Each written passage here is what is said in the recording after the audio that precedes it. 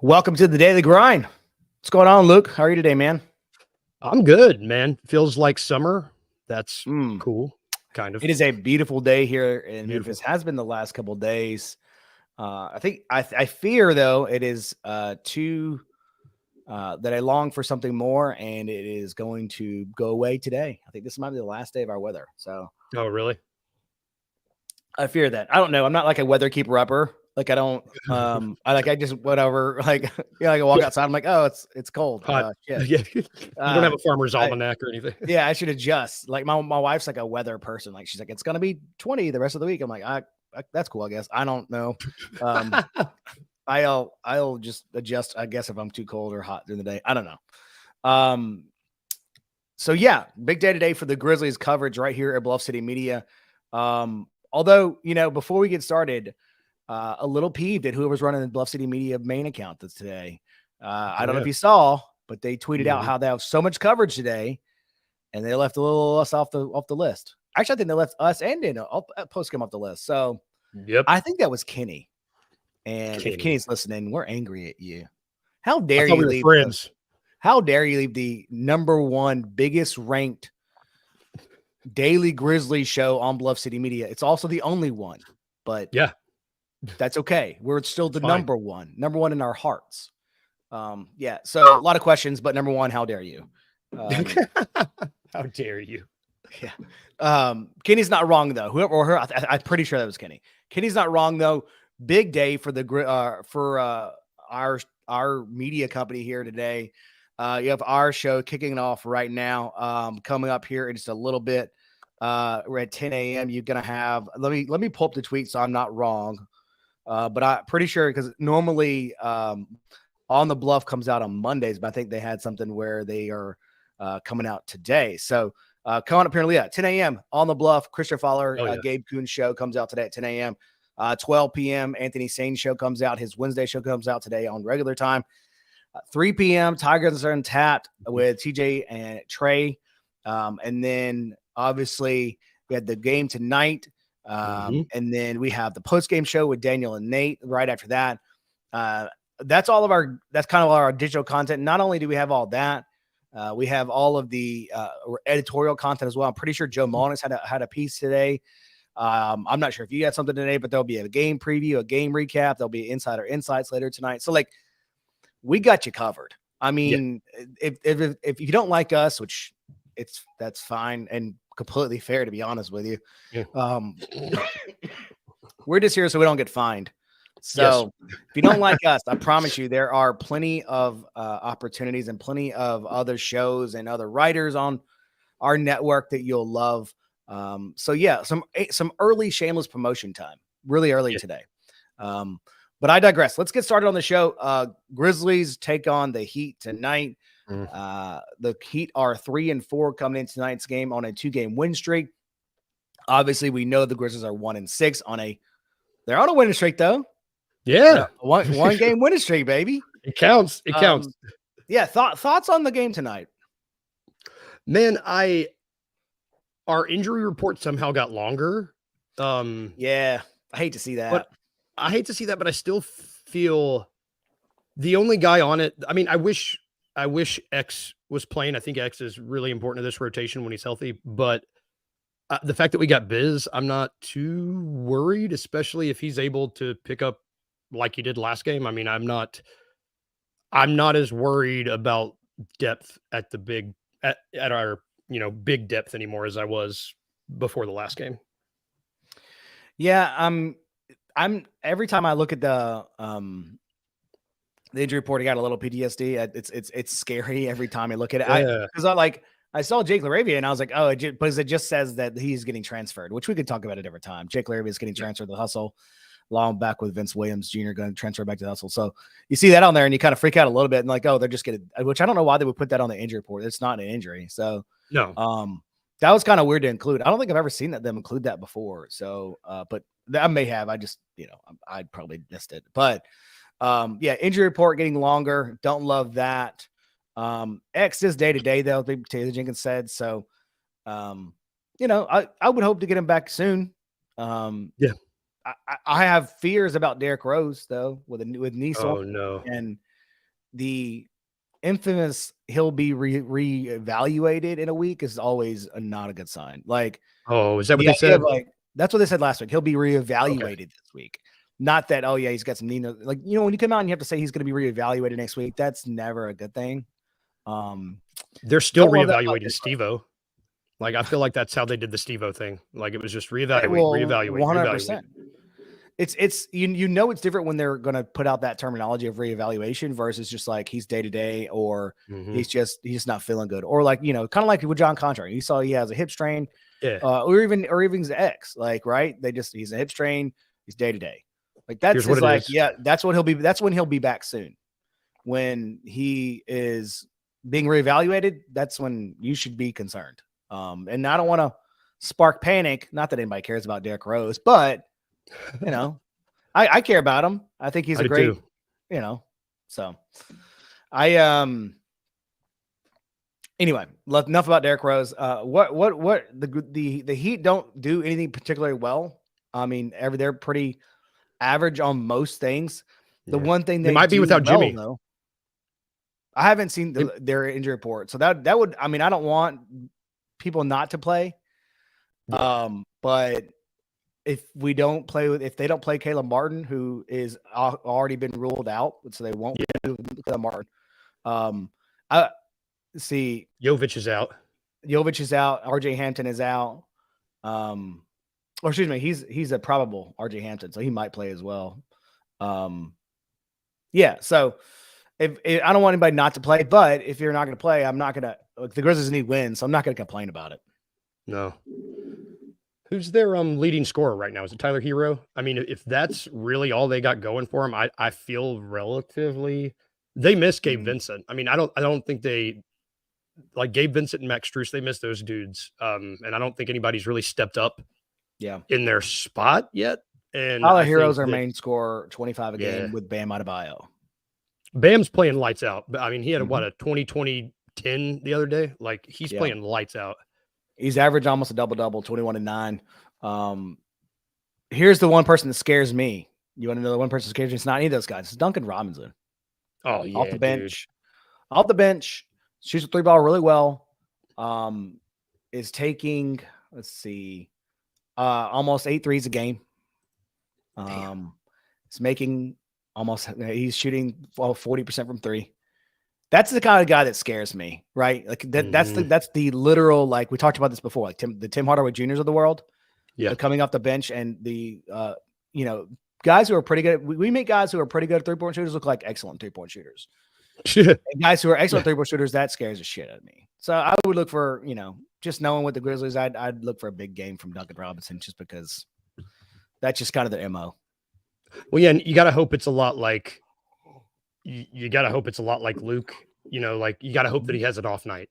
I mean, because if he's on a cold streak, I mean, he's not a liability if he's not making shots, but he's not a positive, I'd say. Yeah. But if he's hot, he's going to torch us. Like, he'll torch us if he gets hot. Absolutely. Yeah. Like I said, they don't, like I said before, they don't do anything particularly well. They're league average in most things. They are 26 in points per game. They are 14th in opponents' points per game and letting people score. They are 24th in offensive rating, and they are 16th in the league in defensive rating. They're minus 3.9 in a net rating. So they definitely let people score more than they keep out of the bucket. And then they're 18th in pace. So, like, they're not a particularly fast team. They're not a particularly, they're all pretty average. They're pretty average about everything. One thing they do well, though, is they get to the free throw line well, which can be a problem for the Grizzlies. They are top 10 in free throw attempts per game, and they are top 10 in free throw percentage per game. So this is something they do well, is they do get to the line. They do draw fouls well. So that's something I would look at. We don't. We also commit a lot of fouls. Yep. And so I would something I would take a look at for sure. Now that I'm looking at the rankings, they also commit a lot of fouls too. They commit a league high. They're number 2 in the league in fouls committed per game. So they commit about 17 fouls a game. I don't know where the Grizzlies are. I don't know where the Grizzlies will land on that, but something else they do good. I know we got to. I feel like we need to shout them out. They're maybe the best coach team in the league. You know, Spo's incredible, and I think that even if he's the kind of coach that scares me. In like you're scared of Duncan Robinson. He's the kind of coach that I feel like if he can spot the cracks in your armor, he'll just exploit it, and he won't let up. He's relentless like that. It's like, well, that's the guy we're targeting. Just go after him. You know, he makes me nervous too. If he's able to exploit any sort of cracks that he finds, I'm going to be a little nervous as well. Yeah, they are. Eric Spoelstra is a very good coach. Like that's completely right. Like he is a guy that is very good at adjustments. Yeah. So that's interesting. The other thing they do well is they turn you over. Turn the ball. They're ninth in the league in steals. They don't really turn the ball over that much. They are 18th in turnovers committed. That's pretty low. Kyle Lowry. And then they are 4th in turnovers for opponents. So top 10 in steals, top 5 in getting turning their opponent over. So they do that really, really well. So that's kind of a scary thought with Marcus Smart being the turnover machine that he is. Yep. He loves to get the ball away. Like it's one of his favorite things to do is give the pretty bad. He's not good at it at all. He's not good. I think that the Grizzlies have to find a way to get the ball out of his hands. And I know that I think Joe Molinax tweeted this the other day. We were talking about it online. And yes, they don't have a good solution, right? Like what's the solution? Like what do they do? Because Gilliard. Because Dez also thrives with the ball not in his hand, right? He does the best whenever he can come off screens and move without the ball. So they don't have a real good option, especially with Derrick Rose not being there. The Grizzlies got to find a way to limit Marcus Smart and his ball handling. He's not good at it. Not right now. I mean, he turns the ball over at an exceptional rate. And also it's always in such bad spots, right? The turnovers are in such bad spots and bad time. That's always the issue. For a guy who is normally like, I would say pretty aware, like has pretty solid court awareness, like 90% of the time, the 10% of the time that he doesn't, it's like, damn it, dude, pay attention that 10 times. Like we need you we need you locked in. Yeah. Daniel just commented on the page. Marcus Smart's averaging 4 turnovers in 7 games. He averaged 2.8 last year, all season with that. 2.8 turnovers versus Miami last season, but averaging 4 in 7 games. So yeah, not great, Bob. That's so many.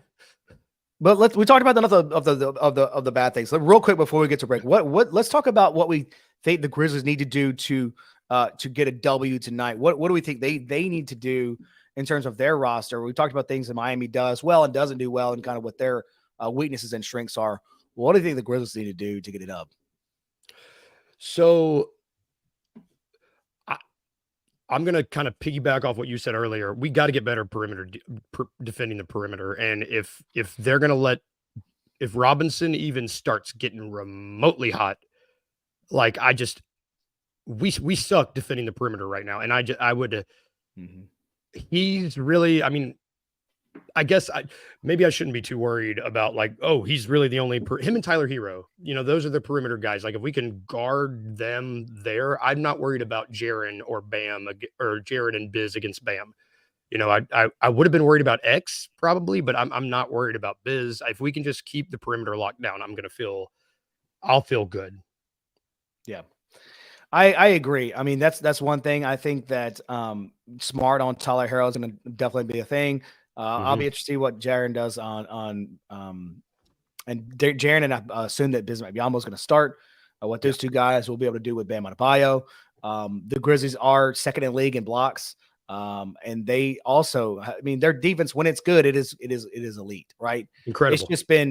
It's just been so few and far between when it's been elite, right? Because when it's been good, their defense rating is still 13th in the league right now, and I think I expect that at the end of the year to be a top 10 defense. I mean, just like it was last year. And so I would be interested to see how those guys handle Bam Adebayo. I mean, obviously, those are the only two guys you got to slow down: Tyler Hero and Bam Adebayo. If those guys haven't have a remotely bad game, or if you can slow down just one of them, and your opportunity for a win could increase dramatically, because those are the only two. There's only three guys on our roster if Jimmy Butler doesn't play. There are three guys on the roster: Tyler Hero, Bam Adebayo, and Duncan Robinson, who are averaging double-digit points. That's it. Yep. Not like the Grizzlies have much better scores, but that is the only three players besides Jimmy Butler, if he doesn't play, that are averaging over double-digit points. So, and the Grizzlies have four guys doing that. They got Marcus Smart, Zaire Williams, Desmond Jaren, and they got a lot of guys, Roddy X, even though he's not playing, that are averaging almost 10 points a game. So Santi will be there soon. And Santi will be there soon. And Santi absolutely be there soon. Luke, you think we'll come back to that as well? Yeah. I feel good about this game. I mean, I think this was the game we gave them a W yesterday. I was kind of iffy, but the more I look at it, the more I think I feel good about it. So me too. I think if the Grizzlies can if the Grizzlies can keep their pace, the Grizzlies can limit at least one of Bam Adebayo or Tyler Hero to a pretty bad game, and play better perimeter, play at least above average perimeter defense. I think they got us a game. So yeah, I hope we have to. I mean, I don't know.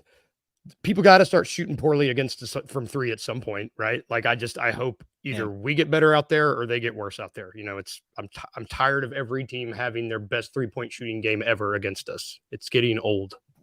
Yeah, that's tough. All right, let's take a quick break. We'll be right back on the other side and talk about our stats monster and what do you think it'll be. I am highly upset, man. Oh, man. ESPN, you dastardly dogs you. Last week had us feeling good. They picked the Grizzlies to be first in the West with about 48.5 wins. And what a difference a few days makes. What a difference. You put out your list of the top 100 players in the NBA. Desmond Bain jumps in at 61. Jaren Jackson Jr. comes in at number 31. Jaren's top 25 to me, but if you all right, whatever. I think that's a little slight to Jaren. Desmond Baines is disgusting, in my opinion.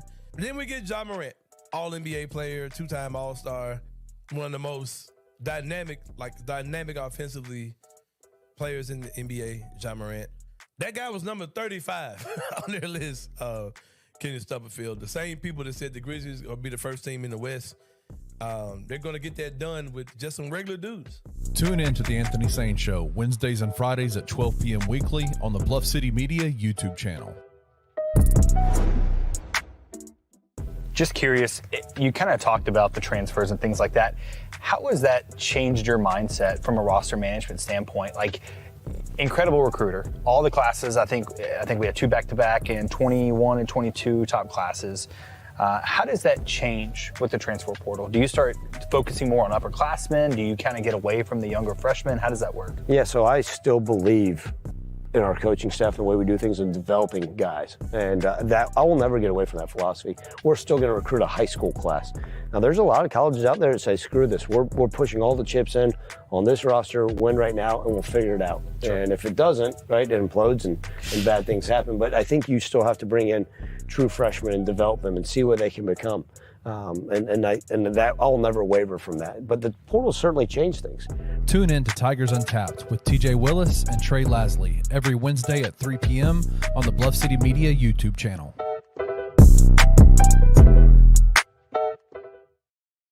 Welcome back to the show. This is normally part of the show where we do a lot of shameless promotion, but we did that in the first segment, so I feel bad doing it again. But real quick, if you're not already a Bluff City Media Insider, make sure you do so. It's $5 a month. You get access to our Discord. You get access to our merchandise early, new stuff. You get 20% off our merchandise. You get, if you're a annual subscribers, you get a free shirt. You get access to all of our insider articles, which yourself is a part of. Our great Grizzlies writers, Joe Monex, Paris Sharkey, yourself, as well as Sean Coleman and Nathan Qualls, all do a great job. So lots of reasons to subscribe to Beloved City Media, and it's just $5 a month. If you can't do that, please go ahead and just subscribe to us on YouTube channel. That's a really big help as well. We'll get a little bit of cash from that, and it helps us keep the doors open, keep doing the content for you guys. So let's get into it. Our stats monster predictions for tonight. Let's make this a quick segment because we got a few questions in the mailbag I want to get to as well. We're already behind time. I'm going to go first. I'm going to make it quick. I think it's Jaren Jackson Jr. Damn it. I'm going to say same. It's going to come down between, there's two showdowns. It's going to be Jaren and Bam and Marcus and Tyler. And I think it's going to be Jaren. I agree with you. He's due for one. That, and here's the reason I think that is that I think that Bismack Biyombo is going to do a good job on Bam Adebayo. And I think that that's going to open up some offensive rebounding for Jaren. That's going to open up some other issues. Because, I mean, I don't think Bam Adebayo is guarding Jam, to be honest with you. I think it's going to be I mean, he might guard him, but on our end, I think it's going to be Bismack Biyombo guarding Bam Adebayo. So I think this can take some pressure away from him. That's just kind of where I think it's going to be able to allow him to operate against guys that he's much better than. So yeah, I'm going with Jaren Jackson Jr. Yeah, I mean, I don't foresee Dez. I mean, Dez is going to have a good game, but I think Jaren might explode tonight. Exactly what you just said. He's not going to have. I don't know who's guarding Jaren. I don't know who they're going to put on him. Like they don't have anybody. I don't think. I don't. Let's see who. Not if Bam's on Biz. Not if Biz is on Bam. Let me see who they. Who I think their last game. Who started? Yeah. Their power forward was Haywood Highsmith, excuse me. He played 22 minutes. So nope. Yeah. I don't think they got anybody that's gonna be able to guard Jaren. It's gonna be Bam Adebayo. That's who they're gonna put on him to guard him. But again, that if you're playing Bam Adebayo they're playing Jaren and Bismack together, that's a tough front court. Like when you don't got anybody to guide, like you got one big, right? It's what the Grizzlies were doing just a few games ago. You got one big and one true big, and that's pretty much it. That's really all the Heat have right now. So I think Jaren's going to be our guy who we're going to giving away the Stats Monster 2 tomorrow. So let's take another quick break. We'll be right back on the other side. Answer all your questions in our Monday kinda mailbag. Seth Hennigan just still he doesn't look himself. He just doesn't in the big moments. He's not making the plays that have to be made. If you look at the raw stats, they're not terrible. But the 2 interceptions, and he fumbled twice. They didn't lose those fumbles, but 2 fumbles and 2 interceptions. One of them coming at a terrible time on a 4th down late in the game when Memphis really needed to put points on the board. But I just don't think Seth is playing well enough to elevate this team. Right. I think he's playing well enough for Memphis to be fine. But as far as for them to do something special and to elevate this team, he's just not playing like that. Tune in to On the Bluff with Christian Fowler and Gabe Kuhn every Tuesday at 12 p.m. on the Bluff City Media YouTube channel.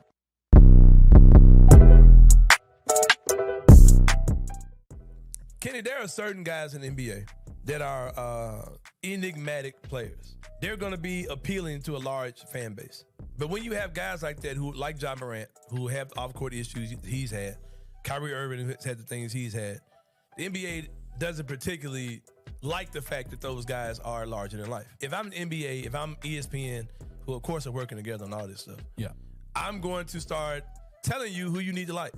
And it's going to be a different type of guy to kind of play off of the guys that are going to be there anyway. Let me put these squeaky clean image guys that we want to put in front of you up there as well to kind of counteract some of the stuff we get with the guys that we don't have any control out of. So let me put the Tyrese Halliburtons in front of you. Let me put the Shai Gilgeous-Alexanders in front of you, the Josh Giddys. Let me force these guys in front of you, not particularly on national television games, but let me just kind of create these little sub agendas with these guys to kind of make them those second tier stars that we're gonna like put out in front as well. Like they're doing this on purpose, man. Like if anybody can't see this, like come on, man. Do not sit there and tell me that you really think that Tyrese Halliburton is a top 20 player in the NBA. Tune in to The Anthony Sane Show Wednesdays and Fridays at 12 p.m. weekly on the Bluff City Media YouTube channel. Welcome back to the Daily Grind, a daily Grizzlies show right here on Bluff City Media. Myself, I'll look with you every single day. Let's get to our last segment. Should be on Mondays. It's a new segment we're going to debut here today, and we'll continue to do throughout the rest of the season right here on the Daily Grind. It's a Monday mailbag. Look, every show's got a mailbag. I feel like we kind of have to do it as well. And so today's not Monday. We're highly aware it's not Monday. It's what is today? Wednesday. Wednesday. Today's Wednesday. I don't even know what day it is. What year is it? So yeah, Monday-ish mailbag today. Got a few questions, so make sure we'll put out a tweet. Usually, I think we'll probably start doing this on maybe Fridays. We'll promote it throughout the weekend, so you get your questions in for Monday mailbag. So just check that back often, and we will make sure that you guys get all those questions answered. So we're gonna answer anything, not even Grizzlies related. If you want to ask us, me and Luke, something, we'll try to answer it no matter what it is. So yeah, let's get started. First question: are the Wolves legit? This is not even Grizzlies related, but yes. I would say yes. They look legit. Yeah, I would say short answer, yes. I have no real opinion on the Wolves. I don't like the Wolves. I think they're stupid, but I think they might be good. I don't like. I don't like them, and I think it's kind of ever since that first round series a couple years ago. Their fans are really weird. I don't like. Yeah, agreed. And the whole team, the whole roster is just full of guys. It's like, damn, I wish that guy. Like I would. There's like full of one-off dudes that would be like the guy that championship teams need. Like Naz Reid, Kyle Anderson, Shake Milton's pretty good. Jaden McDaniels, like those dudes are all like got a bunch of hoopers on that roster. Yeah, I agree. Next question. Will TJ go with Biz starting when X is back? I think that means, I guess I'm assuming that's Taylor Jenkins. I think yes. I think depending on what he does tonight. And again, I hate that X is injured, but I think it happened, and it's kind of a blessing in disguise, because I don't think Taylor Jenkins makes that move the other night, playing Bismack as much as he did, or even starting him with X still in the rotation. And to be clear, that would have been a mistake. But I think that he and the staff got to see what we all got to see, right? So I think yes would be the answer to that question. I hope it's yes. Let me rephrase that. Yeah, me too. I just think X also, he's better when he's not trying to force a shot. He's better, and he's trying to force a lot of shots now that he's starting, because I guess he feels like he has to. And I don't know. I think he is best if used as like a 7th or 8th guy, personally. Yeah. Our favorite barbecue place. Mine is it depends on what I'm having. I know that's got answer, non-answer, but it depends on what I'm having. For the most part, I'll go to Central Barbecue, because I love Central Barbecue, because it just holds a little special place in my heart. My wife and I used to go over there by the University of Memphis when we were young.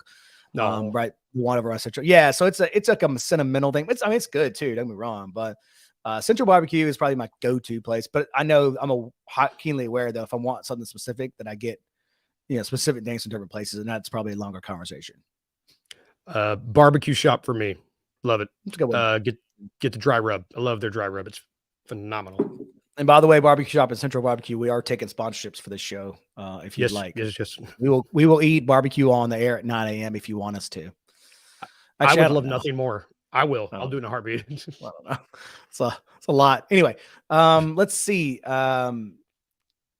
What is the backup position with the likes of Campaign? What? Not addressing the backup point guard position with the likes of Campaign. Oh, okay. The question is, why didn't they get a younger, backup point guard than go out and getting a vet like Rose? Money. That's the easiest answer.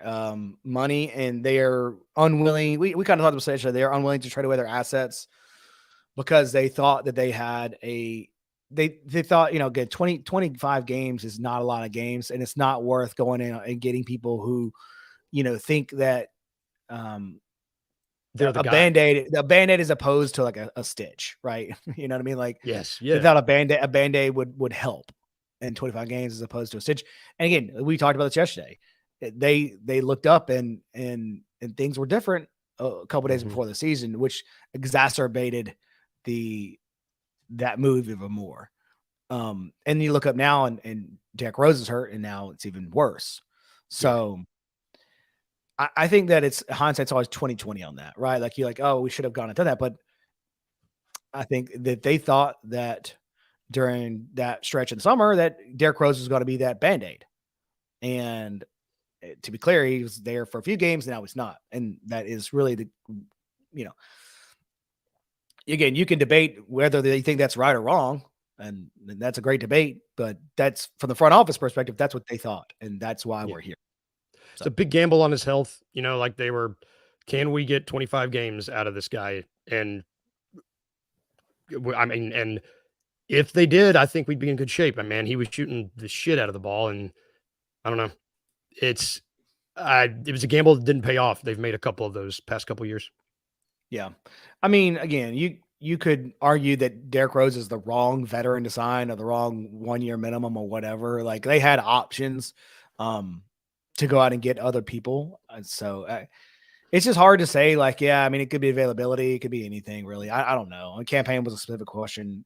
Yes, he does. I see Daniel. I know that he makes the same amount as Derrick Rose. Thank you. But that's true. He has the same contract as D Rose. I don't know.